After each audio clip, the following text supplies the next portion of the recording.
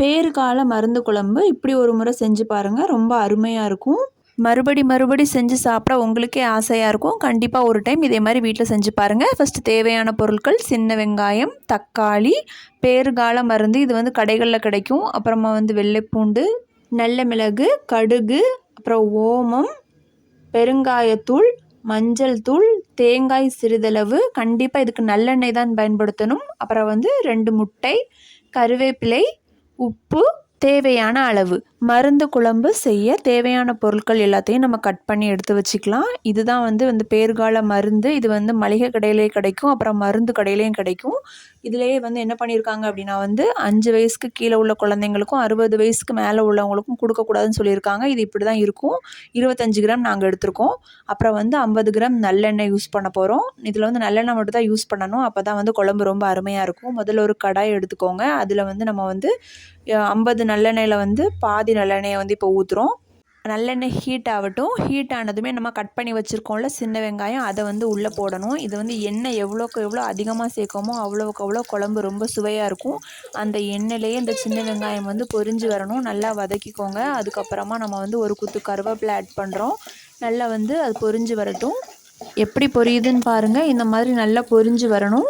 நல்லெண்ணெய் உடம்புக்கு ரொம்ப நல்லதுங்க. அதனால தான் நம்ம மருந்து குழம்புக்கு நல்லெண்ணெய் சேர்க்குறோம். இப்போ லைட்டாக பொரிஞ்சு வர ஆரம்பிச்சிருச்சு. இதுக்கப்புறம் நம்ம உரித்து வச்சுருக்கோம்ல பூண்டு, அதை நம்ம ஆட் பண்ண போகிறோம்.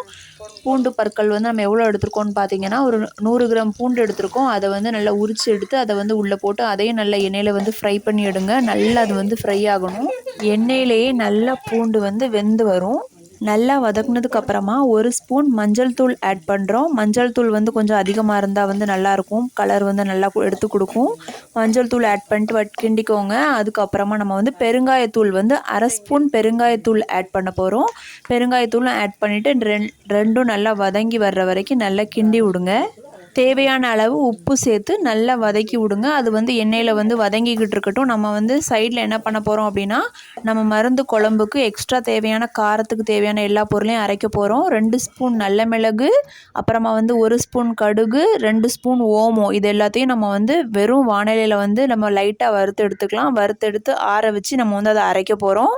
ரொம்ப நேரம் வறுக்க அவசியம் இல்லைங்க. கொஞ்சம் நேரம் வறுத்தா போதும். லைட்டாக ஸ்மெல் வர்ற வரைக்கும் வறுத்தா போதும். அப்புறமா அதில் கொஞ்சமாக தண்ணி ஊற்றி நம்ம அரைச்சி எடுத்து வச்சுக்கலாம். அரைக்கும் போது தேங்காவும் ஒரு துண்டு தேங்காவும் சேர்த்து அரைக்கணும். அதை நான் சொல்ல மறந்துட்டேன். தேங்காவும் சேர்த்து நல்லா அரைச்சி வச்சுக்கோங்க. கடையில் வாங்கின அந்த பேறுகால மருந்து இருக்குல்ல, அதையும் இது உள்ளே சேர்த்து நல்லா ஒரே மிக்சராக நம்ம அரைச்சி எடுத்துக்கலாம். பாருங்கள், இப்போ அந்த 25 கிராம் மசாலாவையும் உள்ளே போட்டாச்சு, ஆட் பண்ணியாச்சு. காரத்துக்கு நம்ம நல்ல மிளகு மட்டும்தான் சேர்த்துருக்கோம். வேறு எந்த ஒரு மசாலாவும் சேர்க்கலைங்க. இப்போ அதை தனியாக எடுத்து வச்சுக்கலாம். இப்போ ஒரு தக்காளியை குட்டியாக கட் பண்ணி உள்ளே எண்ணெய்க்குள்ளே போட்டு அதையும் சேர்த்து நல்லா வதக்குங்க. லைட்டாக வதங்கி வரட்டும்.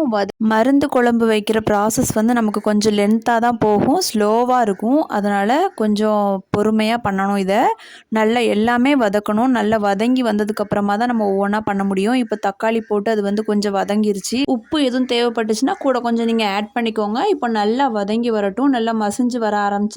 இந்த டைமில் என்ன பண்ண போகிறோம்னா, நம்ம அரைச்சி வச்சுருக்கோம்ல அந்த மருந்து குழம்பு பேஸ்ட், அதை நம்ம என்ன பண்ண போகிறோம்னா இதுக்குள்ளே ஆட் பண்ண போகிறோம். ஆட் பண்ணி நல்லா ஒரு டைம் கிண்டி விட்டுக்கோங்க. அதுக்கப்புறம் நம்ம என்ன பண்ண போகிறோம்னா இதில் 1 கிளாஸ் தண்ணி நம்ம ஆட் பண்ண போகிறோம். ஃபஸ்ட் நம்ம கிண்டி விட்டுட்டு அதுக்கப்புறமா என்ன பண்ண போகிறோம்னா நம்ம அந்த மீதி இருக்கிற மருந்தில் தண்ணியை ஆட் பண்ணி நம்ம உள்ளே சேர்த்துக்க போகிறோம். இந்த தண்ணி எல்லாம் வற்றி வரணும். அப்போ தான் நமக்கு மருந்து குழம்பு ரெடி ஆகும். பாருங்கள், இப்போவே நம்ம ஊற்றின எண்ணெய் எல்லாமே அங்கங்கே நிற்கிது. இன்னும் இந்த நம்ம ஊற்றின எல்லா எண்ணெயுமே பிரிஞ்சு வரணும். அப்போ தான் குழம்பு ரெடியாகும். இப்போ நம்ம தண்ணி ஆட் பண்ணியாச்சு. தண்ணி ஆட் பண்ணி நல்லா இதே மாதிரி கிண்டி விடுங்க. கிண்டி விட்டு இனிமேல் நம்ம மூடி போட்டு நம்ம வேக வைக்க தான் செய்ய போகிறோம். மருந்து குழம்பு செய்யும்போது எப்போவுமே ஹை ஸ்பீடில் ஃப்ளேம் வைக்கக்கூடாது. கண்டிப்பாக மீடியம் அண்ட் லோவில் தான் மாற்றி மாற்றி வச்சு யூஸ் பண்ணணும். இப்போ மூடி போட்டு வேக வைக்கலாம். இப்போ நம்ம மீடியம் ஸ்பீடில் வச்சுருக்கோம். இப்போ ஒரு கொதி வந்ததுக்கப்புறமா நம்ம அதை ஓப்பன் பண்ணி பார்க்குறோம். இப்போ கொதி வந்ததுக்கப்புறமா அதை கிண்டி விடுவோம். இந்த மருந்து குழம்பு ஒரு 2 நிமிஷத்துக்கு ஒரு நேரம் மூடியை ஓப்பன் பண்ணி கிண்டிகிட்டே இருக்கணும். இல்லைனா அடி பிடிச்சிரும். அடி பிடிச்சா மருந்து கரிஞ்சிரும். அதனால் நல்லா இருக்காது. நம்ம கிண்டிகிட்டே இருக்கணும். அப்போ தான் மருந்து குழம்பு கெட்டியாகி வரும். திரும்ப 2வது டைம் பாருங்கள், இப்போ மூடி போட்டு இப்போவும் கொதி வந்துடுச்சு. இப்போ ஓரளவுக்கு லைட்டாக வந்து கலர் சேஞ்ச் ஆகி கொஞ்சம் திக்காக இருக்குது பாருங்கள். அந்த தண்ணியோட அளவு கம்மியாக இருக்குது. இந்த மாதிரி தான் கிண்டிகிட்டே இருக்கணும். கிண்ட கிண்ட தான் என்ன ஆகும்னா வந்து மருந்து குழம்பு வந்து கட்டியாக ஆகும் நமக்கு. இப்போ திரும்பவும் என்ன பண்ணிடலாம் அப்படின்னா, நம்ம வந்து மூடி போட்டு மூடி வச்சு வேக வச்சுக்கலாம்.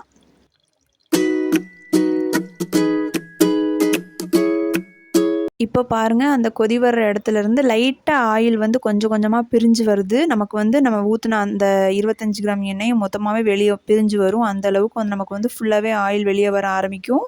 லோ ஃப்ளேம்லேயே வச்சு நம்ம கிண்டி கிண்டி விடணும். அதுதான் நமக்கு வந்து மருந்து குழம்புல வந்து இருக்கிற வேலையே. நம்ம வந்து மத்த குழம்பு மாதிரி நம்ம வந்து அத வந்து அடுப்புல வச்சுட்டு நம்ம வேற வேலை பண்ண முடியாது. நம்ம அந்த மருந்து குழம்புல தான் நம்ம ஃபோக்கஸ் இருக்கும். நம்ம கிண்டிட்டே இருக்கணும். கிண்ட கிண்ட தான் வந்து அது கட்டியாகும். பாருங்க, இப்போ வந்து கொஞ்சம் வந்து தண்ணி வந்து பாதிக்கு பாதி வத்தி வந்துருச்சு. இனிமே வந்து என்ன பண்ண போறோம் அப்படின்னா, நமக்கு வந்து கொஞ்சம் நல்லெண்ணெய் வச்சிருந்தோம்ல, மீதி நல்லெண்ணெய் அதையும் நம்ம வந்து இது மேல வந்து நம்ம ஆட் பண்ணிக்கலாம்.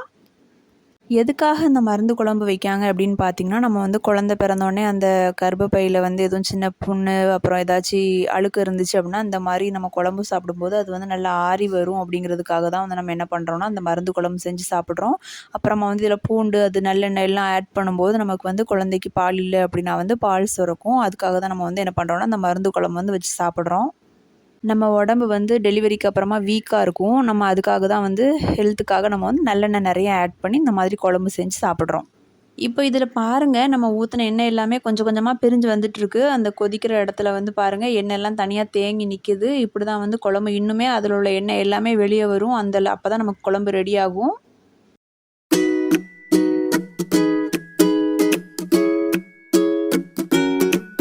உப்பு கொஞ்சம் கம்மியா இருந்த மாரி இருந்துச்சு. அதனால நாங்க கொஞ்சம் உப்பு ஆட் பண்ணியிருக்கோம். நீங்க வந்து டேஸ்ட் பண்ணி பார்த்துக்கோங்க. உங்களுக்கு உப்பு ஓகேவா இருந்துச்சுன்னா, நீங்க வந்து ஆட் பண்ண தேவையில்ல. பாருங்க, இப்போ எண்ணெய் நல்லா பிரிஞ்சு வந்துருச்சு. குழம்பு நல்லா கட்டியாயிருச்சு. இன்னும் ஒரு 5 நிமிஷம் போட்டா இத விட இன்னும் கொஞ்சம் கட்டியா வரும். குழம்போட கலர் நல்லாவே சேஞ்ச் ஆயிருச்சு.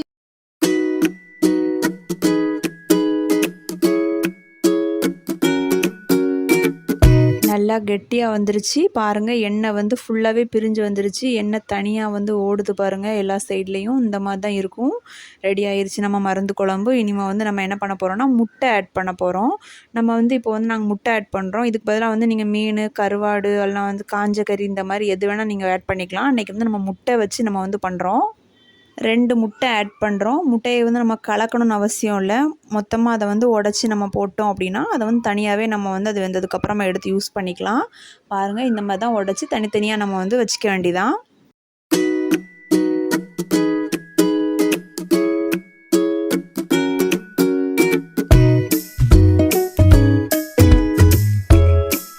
முட்டை வந்து வெந்ததுமே நம்ம அடுப்ப ஆஃப் பண்ணி சர்வ் பண்ண ஆரம்பிக்க வேண்டியதான். இப்போ வந்து நம்ம வந்து கீழ வெந்துரும். மேல் பகுதி வந்து வேகாது. அதனால நம்ம என்ன பண்றோம்னா, இந்த குழம்ப வந்து மேலால எடுத்து லைட்டா வந்து அந்த வந்து முட்டைய வந்து நம்ம கவர் பண்ணலாம்.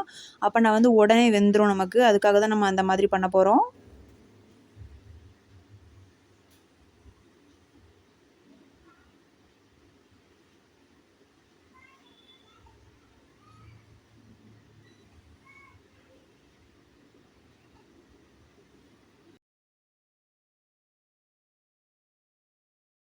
இந்த மருந்து குழம்ப கண்டிப்பா வாரத்துக்கு 2 நாள் செஞ்சு சாப்பிடுங்க. ரொம்ப அருமையா இருக்கும். உடம்புக்கும் ரொம்ப ஹெல்த்தியா இருக்கும்.